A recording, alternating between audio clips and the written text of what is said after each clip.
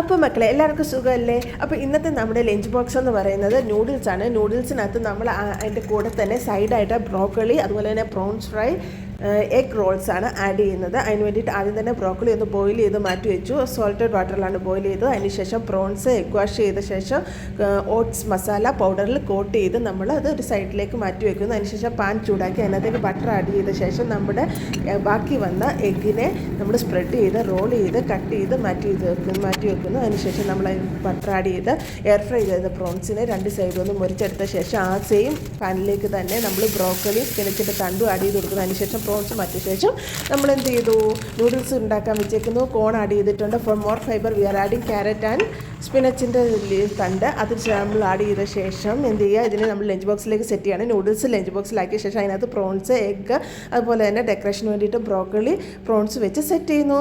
എല്ലാവർക്കും ഇഷ്ടമെങ്കിൽ സപ്പോർട്ട് ചെയ്യണം.